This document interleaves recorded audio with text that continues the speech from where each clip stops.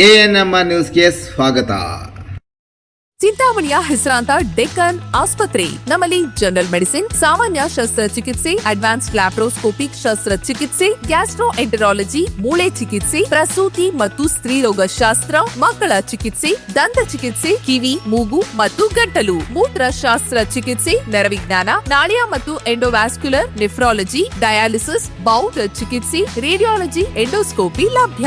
ಸೌಲಭ್ಯಗಳು general ward, private ward, twin sharing ward, day care, ತುರ್ತು ward, 3 modular OT, step down ICU ಜೊತೆಗೆ ಪ್ರಮುಖ ವಿಮಾ ಕಂಪನಿಗಳೊಂದಿಗೆ ನಗದು ರಹಿತ ಸೇವೆ ಲಭ್ಯ.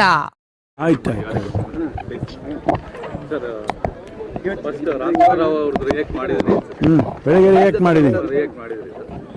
ಬಟ್ ಅವ್ರು ಏನು ಹೇಳ್ತಿದ್ದಾರೆ, ನನ್ನ ಮೇಲೆ ಯಾರೋ ಷಡ್ಯಂತ್ರ ಮಾಡಿದ್ದಾರೆ ಅಂತ ಹೇಳ್ತಾ ಇದ್ದಾರೆ. ಅದಕ್ಕೆ ತನಿಖೆಗೆ ಆದೇಶ ಮಾಡಿದ್ದೀವಿ. ತನಿಖೆಯಲ್ಲಿ ಏನು ಬರುತ್ತೆ ಅದನ್ನು ನೋಡಿಕೊಂಡು ಆಮೇಲೆ ಮುಂದಿನ ಕ್ರಮ ಮಾಡ್ತೀವಿ. ಸರ್, ಯಾರು ನೇಮಕ ಮಾಡ್ತೀರಿ ಸರ್ ತನಿಖೆ? ಇನ್ನೂ ಇಲ್ಲ, ಅದನ್ನು ಈಗ ಮಾಡ್ತೀವಿ. ರಾಜೇಗೌಡರು ಬಂಧನಕ್ಕೆ ಸಂಬಂಧಪಟ್ಟಂಗೆ ಇನ್ನೂ ಏನೂ ಆಗಿಲ್ಲ ಅಂತ ಹೇಳಿ ಪ್ರತ್ಯೇಕವಾಗಿ ಟೀಮ್ಗಳನ್ನು ಸೆಟಪ್ ಮಾಡಿದ್ದಾರೆ. ಅವ್ರು ಎಲ್ಲಿದ್ರು ಹುಡುಕಿ ಹಿಡ್ಕೊಂಡು ಬರ್ತೀವಿ. ಅವ್ರು ಎಷ್ಟು ದಿವಸ ತಪ್ಪಿಸ್ಕೊಂಡಿರೋಕ್ಕಾಗತ್ತೆ ರೀ? ಹಿಡ್ಕೊಂಡು ಬರ್ತೀವಿ. 7 ದಿನ ಆದರೆ 10 ದಿನ ಆಗಲಿ, ಎಷ್ಟು ದಿವಸ ತಪ್ಪಿಸ್ಕೊಂಡಿರೋಕ್ಕಾಗತ್ತೆ? ಕೆಲವು ಸಚಿವರು ಏನೋ ಸಪೋರ್ಟ್ ಇದ್ದಾರೆ. ಅವು ಯಾರೇ ಸಪೋರ್ಟಿಗೆ ಇರಲಿ, ಕಾನೂನು ಎಲ್ಲರಿಗೂ ಒಂದೇ ಅಲ್ವಾ?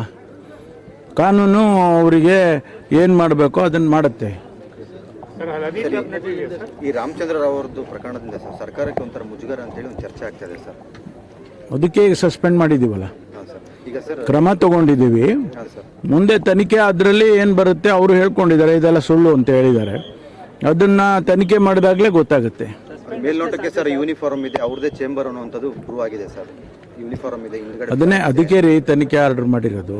ಹಾಂ ಸರ್. ಅದೆಲ್ಲ ಗೊತ್ತಾಗಬೇಕಲ್ವಾ ಸರ್, ಈಗ ಒಂದು ಮಹಿಳೆಯರು ಬಂದು ದೂರು ಕೊಡೋದಕ್ಕೆ ಇದು ಒಂದು ರೀತಿಯಾಗಿ ಅವ್ರಿಗೂ ಕೂಡ ಒಂದು ಧೈರ್ಯ ಬರೋದಿಲ್ಲ ಅನ್ನುವಂಥದ್ದು, ಮುಜುಗರ ಆಗುತ್ತೆ ಅನ್ನುವಂಥದ್ದು ಸರ್ ಮಹಿಳೆಯರು. ನೋಡಿ, ತನಿಖೆ ಆದೇಶ ಮಾಡಿದ್ದೇವೆ, ಸಸ್ಪೆಂಡ್ ಮಾಡಿದ್ದೇವೆ.